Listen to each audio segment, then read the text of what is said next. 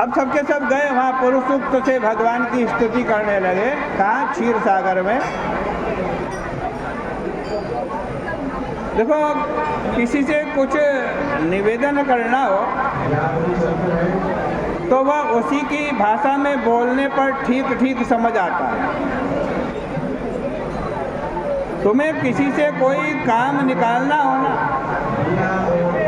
और तुम कहो कि नहीं नहीं, तुम्हें हमारी भाषा समझ आए या ना आए, हम तो अपनी ही भाषा में बोले।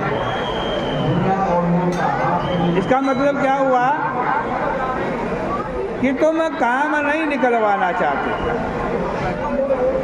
इसलिए देवताओं ने पुरुष सूक्त से, परम सूक्त से परम पुरुष प्रभु की स्तुति की। पुरुषम पुरुषोक्तेन। पुरुष सूक्त का मतलब है पुरुष की वाणी या वेद है। जब वेद वचन से भगवान की स्तुति करते करते ब्रह्मा जी एकाग्र हो गए, उपतस्थे समाहित, तब उन्होंने अपने हृदय आकाश में एक वाणी सुनी। गिरं समाधौ गगने समीरितां वेदास्ति दशानुवाचः।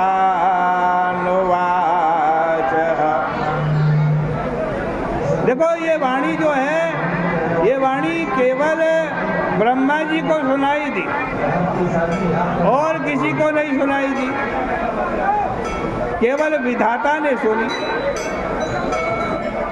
विदधाति इति वेधा।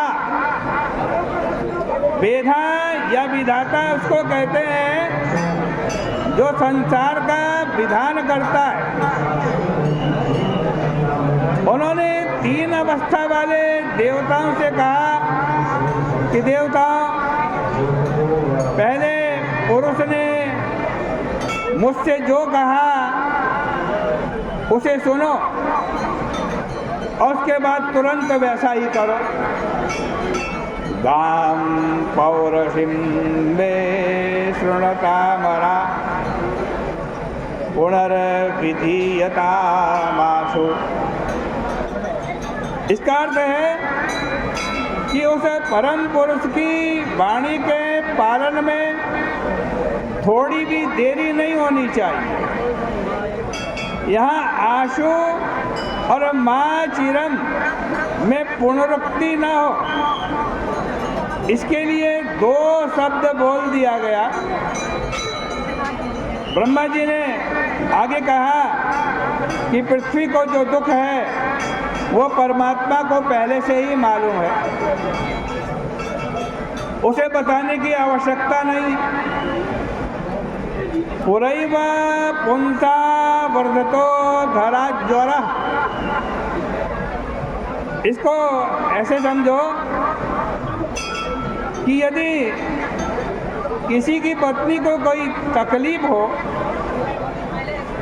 पति को कुछ मालूम ही ना हो कि मेरी पत्नी बीमार है, गांव के लोग डेपुटेशन लेकर के जाएं और पति को बताएं कि तुम्हारी पत्नी को बुखार है भाई, तुम उसकी दवा करो, तो भाई इसमें तो पति की बड़ी भारी बदनामी है। इसलिए ब्रह्मा जी कहते हैं, देवता, भगवान ने कहा है कि मेरी पत्नी भूदेवी को बड़ा कष्ट है, यह मुझे मालूम है। यही कारण है कि ईश्वर प्रभु अपनी काल शक्ति से पृथ्वी का भार दूर करने के लिए अवतार लेने का जा रहे हैं। कहाँ अवतार लेंगे? तो कहा वसुदेव गृहे, वसुदेव के घर में परम पुरुष भगवान का अवतार हो रहा। लेकिन वसुदेव जी कहाँ हैं? वह तो कंस के कारागार में। हाँ, ठीक है, वसुदेव देवकी कंस के कारागार में है। यहाँ गृह शब्द का अर्थ घर नहीं है। न गृहम गृहमित्याहो गृहिणी गृहमुच्यते। ईंट पत्थर सीमेंट के बने हुए घर को घर नहीं कहते हैं। घर किसे कहते हैं?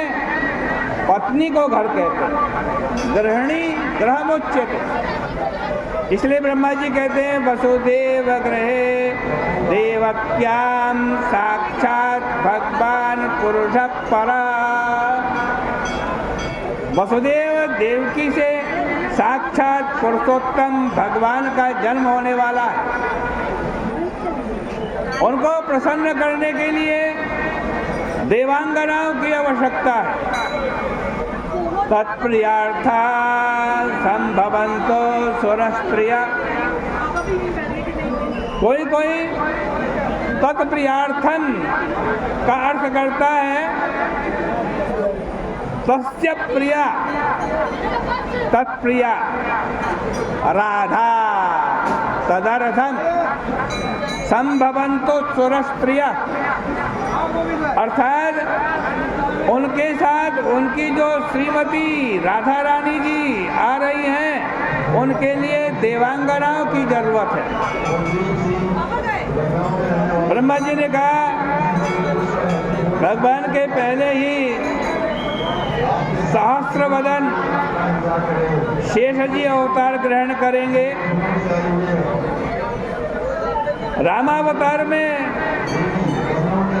शेष जी जरा पिछड़ गए थे। पहले राम जी का जन्म हुआ, फिर लक्ष्मण जी का हुआ।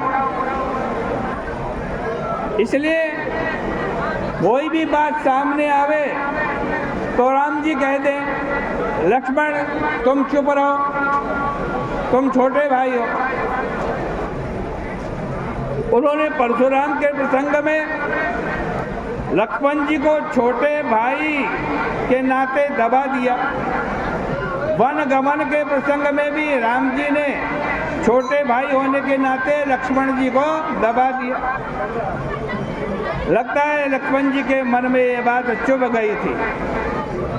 इसलिए उन्होंने सोचा कि भगवान की सेवा उनसे छोटा बनकर के नहीं की जा सकती।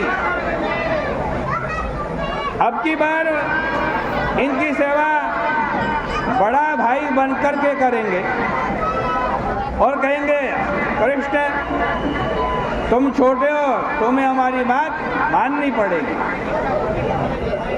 अतः ब्रह्मा जी कहते हैं शेष जी अग्र तो भविता देवो हरे प्रिय चिकीर्षया। भगवान की सेवा के लिए पहले अवतार लेने वाले हैं। उनके अतिरिक्त भगवान विष्णु की आज्ञा से उनकी माया भी, जिसने यह जगत मोहित कर रखा है, वो भी अवतार लेने वाली है। इस प्रकार ब्रह्मा जी ने देवताओं को समझा बुझा करके आदेश दिया है कि तुम लोग भी अपने अपने अंश से यदुकुल में जन्म लेकर भगवान की लीला में सहयोग दो। इसके बाद ब्रह्मा जी देवताओं को आश्वासन देकर अपने परम धाम में चले गए।